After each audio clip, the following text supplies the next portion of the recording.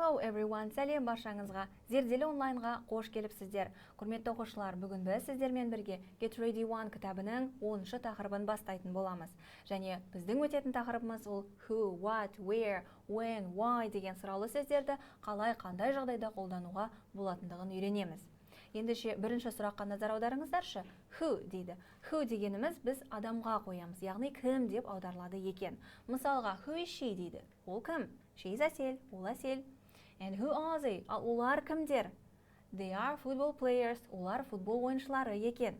Маған біреу қоңырау шалып жатыр екен. Кәнекей, жауап берейінші. Hello? Hello? Who am I talking to? Мен кіммен сөйлесіп тұрмын? Аха, this is my friend Димаш. Бұл менің досым Димаш екен. Жарайды, ал енді келесі бізде сұрақ what? What дегеніміз не деп аударылады, яғни бір затты сұраған кезде. Мысалға, what is his name? Оның аты кім дейді? His name is Easy. Оның аты Easy. What is this? Ал бұл не? That is pen. Бұл бізде қалам екен. What are those? Аналар не? Those are books. Олар кітаптар екен. What are these? Ал мыналар не? These are orange. Бұлар апельсиндер екен. Жарайсыздар. Ал енді мұнда қараңыздаршы, мына суретте бізден сұрап жатыр. Who are they? Олар кімдер дейді. Қалай ойлайсыздар? Бұлар кімдер? Yeah, they are DC heroes. Олар DC қаһармандары екен. And what do they do? Олар немен айналысады? Қалай ойлайсыздар? Yeah, they fight bad people. Олар жаман адамдармен күреседі екен. Who is he? Ал мынау тұрған кім екен бізде? Әрине, he is Superman. Ол супермен екен. And what is his power? Оның күші неде деп ойлайсыздар? Yes, he is very strong. Ол өте күшті екен, мықты екен. Жарайсыздар. Енді бізде келесі сұрақ ол where. Where дегеніміз ол қайда деп аударылады. Яғни бір заттың қайда орналасқандығын сұраған кезде қойсаңыздар болады. Мысалға, where are you from? Сен қайдан боласың дейді. I'm from Шымкент. Мен Шымкенттен боламын. Where is my pen? Менің қаламым қайда? It's on the table. Ол үстелдің үстінде. And where is the shop? Ал дүкен қайда? It is next to the cafe. Ол кафенің жанында. Where are you? Сен қайдасың? I'm at school. Мен мектептемін. Жарайсыздар. Ал енді when деген сұрақты біз уақытты сұрағанда қояды екенбіз. Демек ол қашан деп аударылады. Мысалға, when is your birthday? Сенің туылған күнің қашан? My birthday is in July. Менің туылған күнім шілде айында. When is the concert? Концерт қашан болады дейді. It is next week. Ол келесі аптада болады екен. When can I read? Мен қашан оқи аламын? You can read after an hour. Сен бір сағаттан кейін оқи аласың дейді. When is Наурыз? Наурыз мейрамы қашан екен? Наурыз is on March 22nd. 22-ші наурызда екен.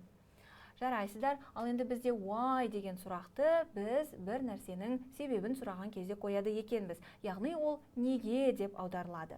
Мысалға, why is it blue? Ол неге көк түсті? Because I like blue. Өйткені көк түс маған ұнайды. And why are there two cakes? Неге мұнда екі тәтті нандар? Because my friends are coming. Өйткені менің достарым келе жатыр. Why can't you ride a bike? Сен неге велосипед тебе алмайсың? Because I'm learning. Өйткені мен үйреніп жатырмын. Why are you dirty? Сен неге лассың? Because I fall down. Өйткені мен құлап қалдым дейді. Жарайсыздар. Ендеше осы сұраулы сөздерді қолдана отырып қалай сөйлем құрастыруға болады? Оның арнайы ережесі бар екен, соған назар аударайық. Егер сөйлемде бізде when, where, what, why деген сұраулы сөздерден басталатын болса, одан кейін біз әрдайым do және does деген көмекші етістіктерін қояды екенбіз. Ал одан кейін барып есімдіктер, яғни мен, сен, we, you, they, ал соңында есімдіктерден кейін біз етістікті, негізгі етістікті қояды екенбіз. Мысалға қарай кетіңіздерші. Where, көмекші етістік do, есімдік we, негізгі етістік live. Where do we live? Біз қайда өмір сүреміз? We live in Нұр-Сұлтан. Біз Нұр-Сұлтанда өмір сүреміз. And when do you go to school? Сен мектепке қашан барасың? You go to school at 8 o'clock. Мектепке сағат 8-де барасың дейді. What does she eat for lunch? Ол түскі асқа не жейді? She eats бешбармақ. Ол бешбармақ жейді екен. Why does he come to school? Ол мектепке неге келеді? Because he wants to study. Өйткені ол оқығысы келеді екен. Жарайды, ендеше мына бір жаттығуды жасап көрейікші. Мына сөйлемдерге сіздер дұрыс сұраулы сөзді қою керексіздер. Мысалға қараңыздар. Who catches rabbit?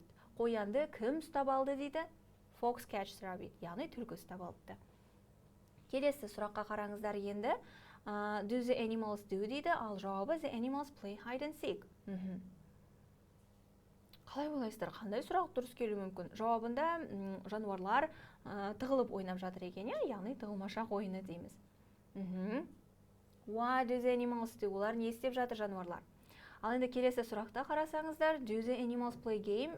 Және де жауабында the animals play game in the forest дейді. Жануарлар бұл ойынды орманда ойнап жатыр. Демек сұрақ қайда болу керек, Where do animals play game? Дұрыс.